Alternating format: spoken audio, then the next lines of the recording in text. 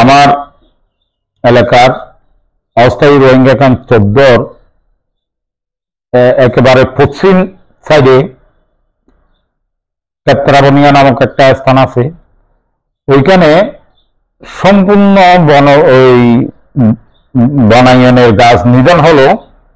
সেইখানে প্রায় 7,000 মতো গাছ যারা উপকারভোগী আছে তারা পরিচর্যা করে রেখেছে বলে আমার কাছে অভিযোগ দিয়েছে। সেই গাছ রাতারাতি রোহিঙ্গারা কেটে মোটা শুদ্ধ তুলে ফেলে সেইখানে মাটি ভরাট করতেছে বলে আমাকে উপকারভোগীরা যখন এসে বলেছে, আমি 27 তারিখ এডিশনাল ত্রিপুরার স্যারকে মোবাইল করলাম, স্যার এই ব্যাপার। তখন উনি আমাকে আশ্বস্ত করছে, এই কাজ বন্ধ করে দেওয়ার জন্য আমি এখনই বলতেছি। এর পরবর্তী আমি ক্যাম্প 14 সিএমও যিনি আছে সিএমও সাহেবকে মোবাইল করলাম। উনি আমাকে বলছে, আমি তো বাড়িতে আসছি, বাড়িতে আসার সময় আমি কাজ বন্ধ করে দিয়ে আসছি। তো আমি বললাম যে কাজটা এখনো চলমান, আজকেও তো উপকারভোগীরা লোক তাড়াইছে। কেন? আমরা তো কাজ বন্ধ করে দিয়েছি, এখন আমি বলতেছি কাজ বন্ধ হয়ে যাবে, তো আপনারাও একটু চেষ্টা করবেন। তো আমি বললাম যে আমরা তো চেষ্টা করতে পারবো না, ওইখানে আইন শৃঙ্খলা বাহিনী আছে, আপনারা আইন শৃঙ্খলা বাহিনীকে অবগত করে কাজটা বন্ধ রাখেন। পরবর্তী 2 দিন পরে দেখতেছি হাজার হাজার রোহিঙ্গা শ্রমিক দিয়ে এখানে ঘর করে ফেলছে।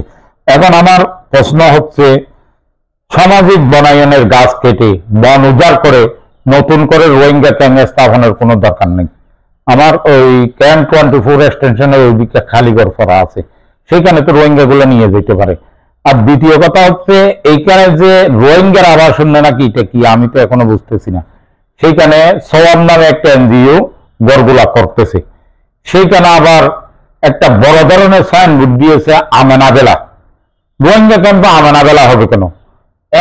একটা বড় যে মহান ব্যক্তি আমেনাবেলা, সেইটা কি?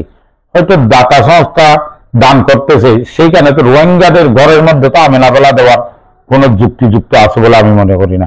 এইটা শুধু মাননীয় প্রধান উপদেষ্টা মহোদয় রোহিঙ্গা প্রত্যাবাসনের উদ্যোগ নেওয়ার কারণে, রোহিঙ্গা প্রত্যাবাসন ঠেকানোর জন্য, রোহিঙ্গা প্রত্যাবাসনকে বাধাগ্রস্ত করার জন্য এনজিও এবং ক্যাম্প সংশ্লিষ্ট কর্তৃপক্ষরা এইভাবে ঘরগুলো তৈরি করে রোহিঙ্গাদেরকে উদ্বুদ্ধ করতেছে, তোমরা মায়ানমারে যাবে না, তোমরা মায়ানমারে গেলে তোমরা ক্ষতিগ্রস্ত হবে, তোমাদের জন্য আরো নতুন ঘর করতেছি আমরা, তোমরা রোহিঙ্গাদের এইখানে থেকে যাবে, তোমরা কোনো অবস্থাতেই কোনো শর্ততে মায়ানমারে তোমরা চলে যাবে না।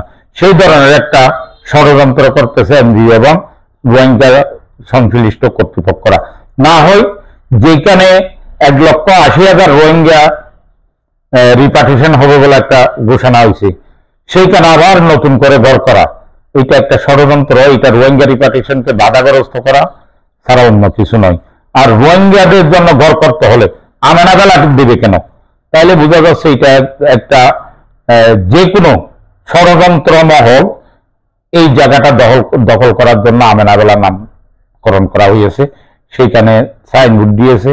আমি আজকে আমার ব্যক্তিগত ফেসবুক আইডি থেকে সেইটা পোস্ট করেছি, কারণ আমরা বারবার এটা বন্ধ করার জন্য দাবি জানিয়েছি। আজকে প্রাইম ইনচার্জ মহোদয় উপকারভোগীদেরকে ডেকে নিয়েছিল। এখানে আবার উনি ক্যাম্পের কিছু নির্দিষ্ট সংশ্লিষ্ট দালাল আছে, সেখানে চাউল ডাল এবং প্রমুখ এগুলা কিনে তারা ওই রোহিঙ্গা সংশ্লিষ্ট কর্তৃপক্ষের দালালি করে। তাহলে সেইখানে গিয়ে দালালের কথা একটু বাড়াই, এই কারণে আমাদের গাছ দালালেরা বলতেছে এখানে যাচ্ছিল না, কারণ তারা তো তাদের রিজিক তো রোহিঙ্গা ক্যাম্পে বলে মনে করে।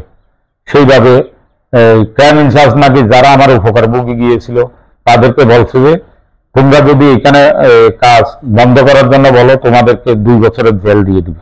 এইটার জন্য আমি অত্যন্ত দুঃখিত, এবং যে ক্রাইম ইনচার্জ এই ধরনের কঠোর 2 বছরের জেলের মতো একটা কথা উচ্চারণ করছে, তার দৃষ্টান্তমূলক শাস্তি চাই আমি।